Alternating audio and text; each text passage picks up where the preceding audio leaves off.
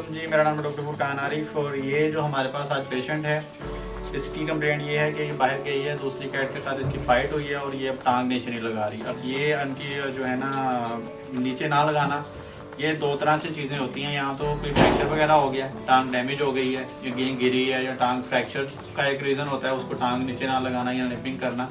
दूसरा क्या होता है कि समटाइम कैट फाइट्स होती हैं तो वहाँ पे दांत वगैरह लगते हैं बिल्लियों के, जिसकी वजह से इनके अंदर अब्सेस फॉर्मेशन जो होता है, रेशा पड़ जाना टांग के अंदर, बहुत कॉमन होता है। तो अब हम लोग इसी केस को फॉलो करेंगे, देखेंगे कि इसको क्या रीज़न हुआ है। अभी सबसे पहले हम इसका एक्सरे करेंगे देखने के लिए कि टांग की हड्डी वगैरह ठीक है, कोई मसला तो नहीं हुआ। उसके बाद फिर हम लोग जो है इसकी लेग वगैरह इसको शेप करके देखेंगे कि नीचे हमें कोई बाइट वगैरह के जो है निशानात तो नहीं मिलते। ये दो मेजर रीज़न होते हैं जो इस तरह के केसेस में आपको मोस्टली देखने को मिलते हैं।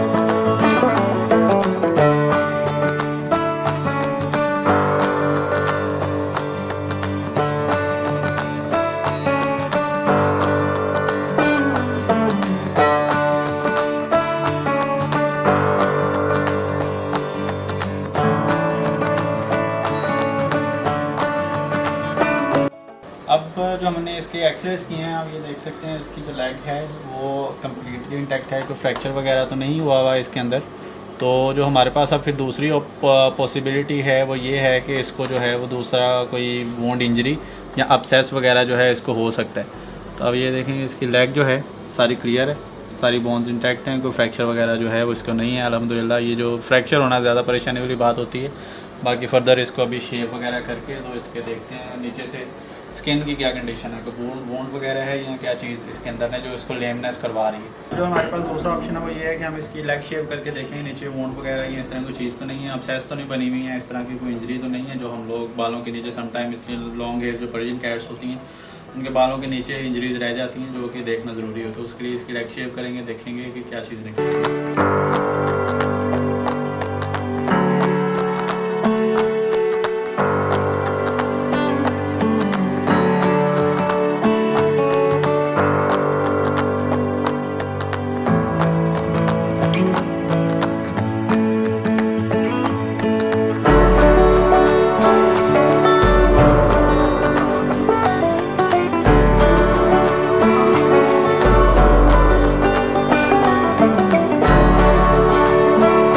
आप ये देख रहे हैं, इसको आप ये निशान देखें, इसकी ये नीचे सारी, अगर आप ये देख सकें, इसकी रेडनेस हुई हुई है, नीचे सारा इन्फेक्शन हो गया है इस जगह पे।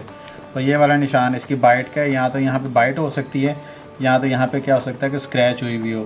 तो अब क्या होगा कि इस जगह से जो भी होता है ना कंटामिनेशन वो अंदर जाती है, जैसे कि डॉग और कैट्स की फ़ाइट के अंदर, तो यहाँ पर रेशा पड़ जाता है। ये देखिए, ये सारी सिचुएशन जो है कि अंदर रेशा पड़ गया है, अब्सेस डेवलप हो चुकी हुई है यहाँ पर।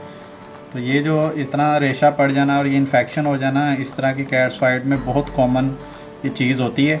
और जैसे ही अगर आपको लगे कि आपकी कैट फाइट हुई है, कैट बाहर गई है आपकी, तो फिर जो है आपको फ़ौरन से पहले उसको लेके जाना चाहिए वेट के पास। अब ये देखें, इसका इतना ज़्यादा जो है दांत लगा हुआ है यहाँ पे, जिसकी वजह से यहाँ पे जो है नीचे इन्फेक्शन हो गया है, यहाँ तक ये सारा इन्फेक्शन है। तो अब क्या होगा कि जब हम इसको सारा क्लीन करेंगे, डिसइंफेक्ट करेंगे, तो ये जो हो सकता है कि किसी टाइम पे जाके स्किन इसकी डेड हो जाए और इन्फेक्शन फर्दर जो है आगे स्प्रेड करे। तो इसके लिए हम जो है ना इसको सारा भी थोड़ा सा ट्रैंकुलाइज करके, बेहोश करके इसकी सारी फ्लशिंग करेंगे, सारा क्लीन करेंगे वुंड, और जो भी इसकी एंटीसेप्टिक ड्रेसिंग है और एंटीबायोटिक्स वगैरह हैं इसको लगेंगे। एंटीसेप्टिक ड्रेसिंग हो गई है, अब इसको जो है 3 से 4 दिन एंटीबायोटिक शॉट्स लगेंगे और इसका वुंड क्लीनिंग होगी। अगर इस तरह की केस के अंदर अभी ये कल की फ़ाइट नहीं लग रही, हो सकता है 1-2 दिन पहले की फ़ाइट हो, ऑनर ने अननोटिस चला गया हो। और इस तरह की फ़ाइट में जैसे ही आपको लगे कि आपकी कैट की फ़ाइट हुई है, तो उसको as soon as possible vet के पास लेके जाएं, ताकि जितनी जल्दी हो सके उसको एंटीबायोटिक्स मिल जाएं, ताकि उसका जो है ये मसला है आगे स्प्रेड ना करे। अगर इन्फेक्शन बढ़ जाए बहुत ज़्यादा तो ये बहुत ज़्यादा कॉम्प्लिकेटेड चीज़ें हो जाती हैं, स्किन काटनी पड़ जाती है और हीलिंग को हफ्ते, 2 हफ्ते, महीने भी लग जाते हैं।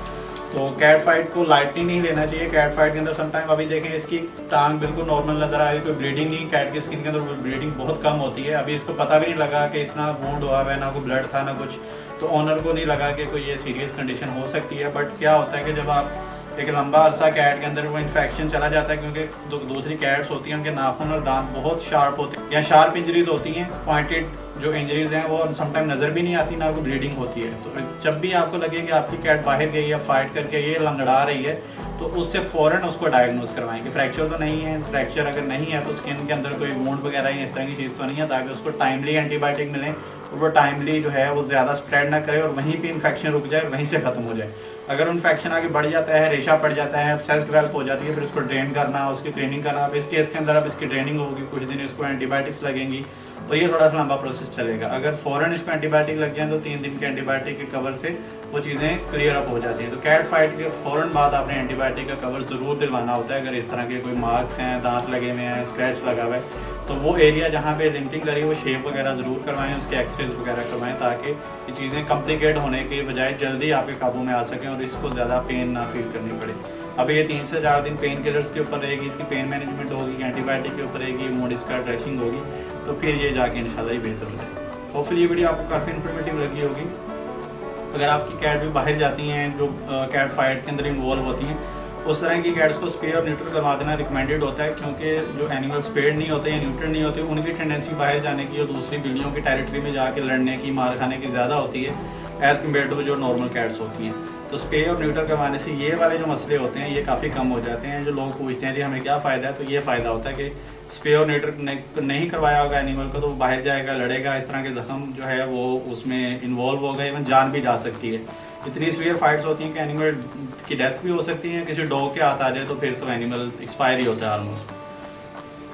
अगर आपका इस तरह का कोई मसला हो या कैट आपकी किसी फाइट में इन्वॉल्व हो गई है, तो आप हमें जो है हमारी क्लिनिक को विजिट कर सकते हैं, हमारी टीम को अपने पास बुला सकते हैं इस तरह की सर्विसेज के लिए। Thank you very much. अल्लाह हाफिज़।